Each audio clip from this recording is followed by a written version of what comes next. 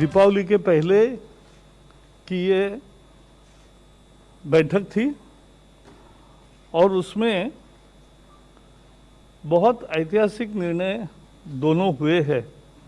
आज मोदी सरकार ने ये फैसला किया कि 10 उत्पादन के प्रमुख क्षेत्रों में उत्पादन आधारित प्रोत्साहन राशि यानी प्रोडक्शन लिंक्ड इंसेंटिव दिया जाएगा और कितना, लगभग 2 लाख करोड़ का। मोबाइल और मेडिकल डिवाइसेस के बारे में पहले ही घोषणा हो चुकी,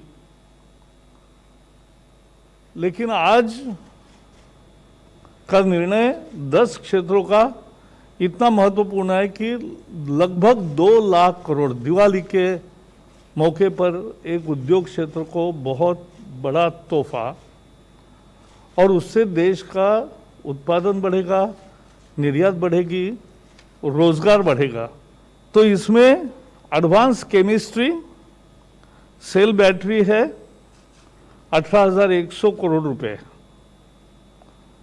ये एस्टिमेटेड एक्सपेंडिचर ऑन पीएलआई है, जो प्रोडक्टिविटी लिंक बोनस मिलेगा 4%, 5%, 6%।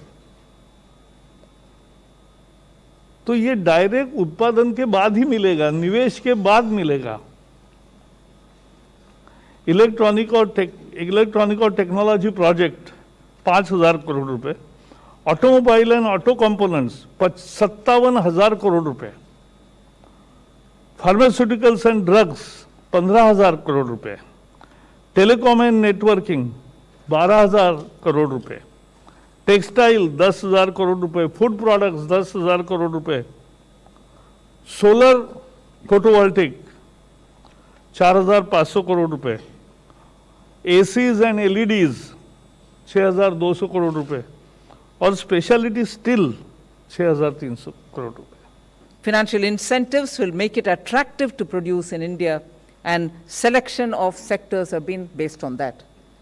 So if you were to look at it from the broad principle of Atmanirbharta, pharmaceutical industry is one of the selected sector.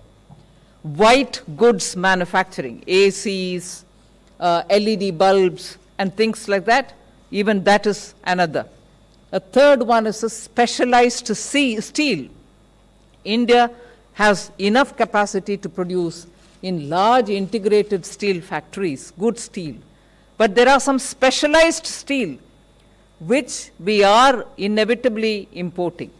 So when we give incentive for having a productivity linked incentive scheme for manufacturing of specialized steel, we expect that our need for specialized steel for producing such commodities which can be both addressing the demand which exists within the country and also aim at exporting such products which require specialized steel.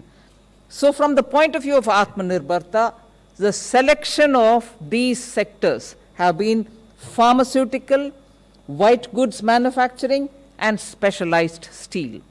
But if you were to look at it from the global value chain through which we want our manufacturers to also get into the global value chain, again, pharmaceutical, which gets covered under the Atmanirbharta, is also one. Then you have the solar PV modules, whose production we want to incentivize by giving the PLI. We also have the telecom and networking equipments, for which we'll give PLI. And then, more importantly, manufacturing of automobiles and automobile components. So if you're looking at getting into the GVC-based arguments, these are the sectors which have been chosen for the PLI, which is going to get covered through this announcement. Labor intensive, yes, we have used that measure also. Textiles and food get covered under that. Sunrise sectors in which India has grown into specializing. What are they? Advanced cell chemistry, planning for advanced cells, and the entire chemistry which goes with it will all be invested in, and therefore productivity linked incentive will be provided for that. Broad spectrum of things which come under electronics, high-efficiency solar PV cells are all sunrise sectors which are also part of this. And on this, immediately, the concerned ministries and departments will be implementing it. They all have had enough discussions to know how to go about it. They will start it. The final proposal of the PLIs of the individual sectors will be appraised by an empowered group, which is the Finance Committee, Empowered Finance Committee, and then approved by the cabinet for each one of them. So this is something which I think will immediately give an impetus for greater investment and also strengthening these sectors.